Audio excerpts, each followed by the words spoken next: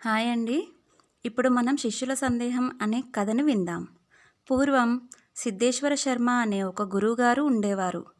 ఆయన తన శిష్యులతో గ్రామ పర్యటనలు చేస్తూ ప్రవచనాలు చెబుతుండేవారు.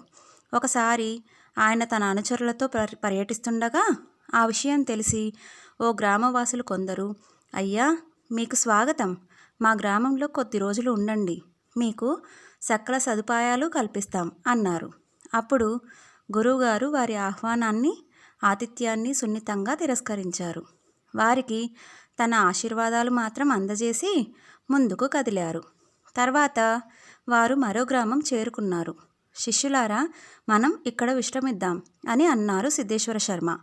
కానీ అక్కడ గురువుగారిని ఎవరూ పలకరించలేదు. దీంతో ఆయనే అక్కడున్న వ్యక్తులతో, మీ గ్రామంలో మాకు తలదాచుకోవడానికి ఒక స్థలం చూపించండి అని అన్నారు.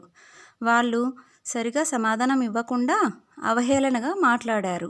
ఆ తర్వాత శిష్యులు మరికొందరిని ఇలాగే అడిగితే వాళ్ళు చాలా పొగరుగా సమాధానం చెప్పారు. గురువుగారు మాత్రం ఆ గ్రామంలోనే ఆగుదామన్నారు. దాంతో శిష్యులు గురువుగారితో, ఇంతకుముందు గ్రామస్తులు సకల సదుపాయాలు కల్పిస్తామంటే మీరు వద్దన్నారు. ఇక్కడేమో వీళ్ళు మనకు కనీస మర్యాద కూడా ఇవ్వడం లేదు. మీ ఆంతర్యం ఏమిటో మాకు అర్థం కావడం లేదు అన్నారు. దీనికన్నా ముందు గ్రామంలోని ప్రజల్లో వినయ విధేయతలు, సంస్కారం, గౌరవం, మర్యాద పుష్కలంగా ఉన్నాయి. అటువంటి చోట మనం కొత్తగా ఉపదేశాలు ఇవ్వాల్సిన అవసరం లేదు. కానీ ఈ గ్రామస్తులు కనీస మానవత్వం, మర్యాద లేకుండా ఉన్నారు. వీరికి నేను ఉపదేశం ఇవ్వాల్సిన అవసరం ఎంతైనా ఉంది. 4 మంచి మాటలు చెప్పి వీరిని మార్చాలి. అందుకే ఇక్కడ ఆగుదామన్నాను అని వివరించారు సిద్ధేశ్వర శర్మ.